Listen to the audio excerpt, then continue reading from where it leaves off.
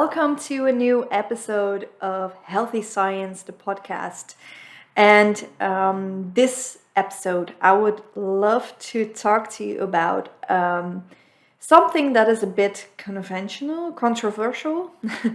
um, and I have an opinion or more a question about something, that is a bit, tricky to put out there. So I'm very curious to hear what other people think of it. So if you would be willing to talk to me about it, I would love that.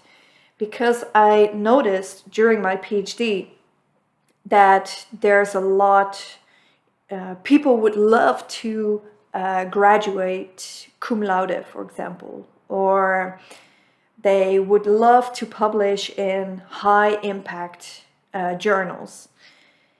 And there's also a lot, especially the high impact journals, there's a lot going on about that. You get more respect when you publish high impact, or it looks way better on your resume, for example, when you graduated cum laude.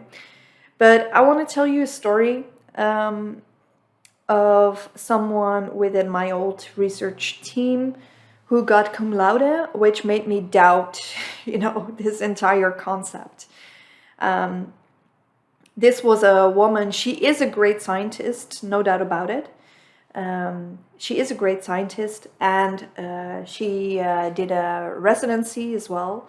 So she had some time to do a PhD and some time to do her residency as a psychiatrist. And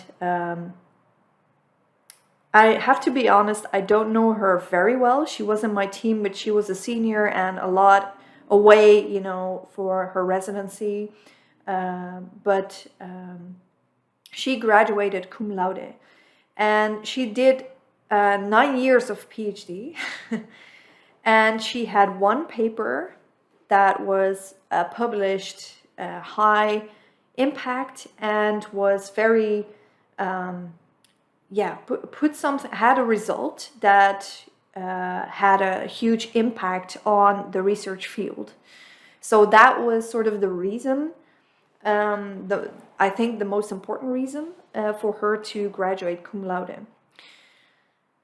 But then when I talked to a colleague of mine who was in the same topic and even used her paper to build onwards for her own PhD, she said to me that her paper, her results have been no one was able to replicate them, and they even have been disproven.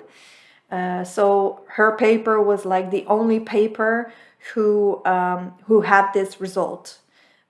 It might have been like the first paper who had the results, so it shook up the field a bit. But that was actually the only impact it really got, because for patient care, which was the bigger goal, right, the bigger picture, it did not have a true impact. Aside, from what you just learn and comprehend and understand better from the disease itself whenever you do science. But, that is for everyone then. It doesn't matter what the result of your paper then is, of your analysis is. So I found this really curious, and I talked to some more people about it, and it was also that my professor, she really good friends with this PhD. I'm not saying it was a friendship kind of cum laude gift or something, but you can imagine you like for maybe someone to have it more than someone else. And I'm not sure if this is the case, but I could imagine it would, maybe even unconsciously would be like this. And it was about time she had a cum laude PhD student. So whenever you have, for example, 1 year in between two cum laude PhD students, that would be, hey Rosie, that would be a bit fast and a bit weird. Rosie, kom eens zitten. And, there needs to be a bit more time in between that. So this was sort of also a time manner, maybe, and it would fit good in the timely frame. Rosie needs attention. And I would say this person is a good scientist, so I'm not saying she didn't deserve the cum laude, but then why don't other people get cum laude as well? So one of my colleagues, for example, she did actually 2 jobs. So she managed the whole international working group, and she did her PhD. So it's actually 2 jobs into one. And she was really amazing, and she had lots of high impact papers as well.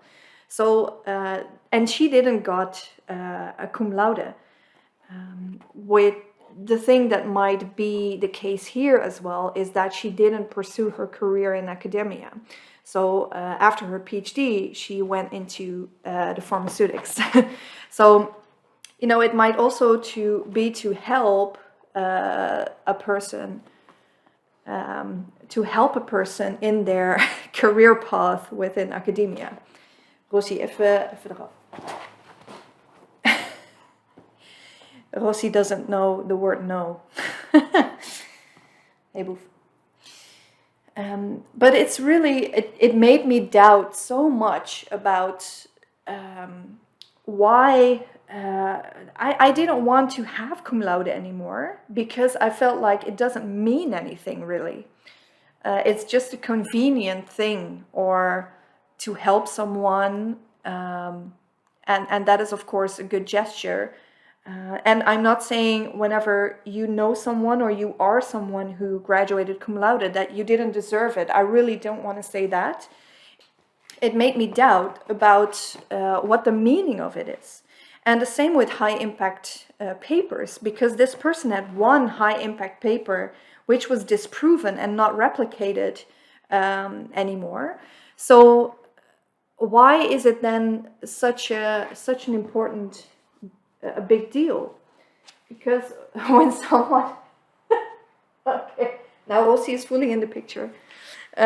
When someone has okay, I cannot do this podcast episode seriously now anymore, so sorry. But maybe you can laugh a bit with Rosie if you're watching at least. But it made me really doubt about the meaning of it all, and if it's not just for show, let's say. And I'm really wondering if other people also have these type of stories and experiences about it, and how you feel about the importance of cum laude high impact publishing, and what is it? What does it mean? Of course you want it because it gives you more respect. It helps your career. That's great. But for me, it feels like the weight that is being put on there is not really.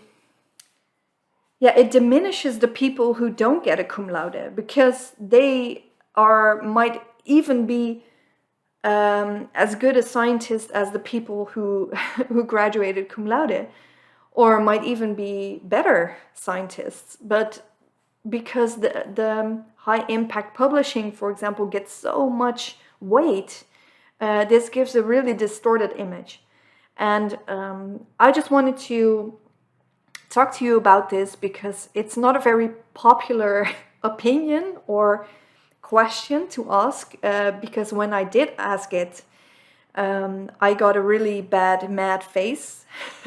And it was like, how do you dare ask this question? And that person felt a bit personally attacked, I think. But I'm just wondering how, if more people feel like this about it, or have other opinions, or have other insights into this matter, I would be really happy to hear them. So please let me know if you have any insights and ideas about it. I would love to hear them.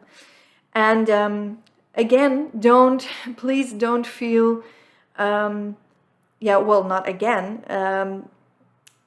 Please don't feel like you're not as good a scientist as someone else who did graduate cum laude, because I think cum laude doesn't define a good versus a less good scientist. I really don't. So yeah, let me know what you think. Comment down here on YouTube, or hit me up in the DM and Instagram. Always happy to hear your thoughts and ideas, and even questions if you have some. Maybe I wasn't clear on something, you can just ask away, and be happy to talk to you. Speak to you next time. Have a good day, afternoon, evening, morning, night, wherever you are, whatever time it is. And till next time.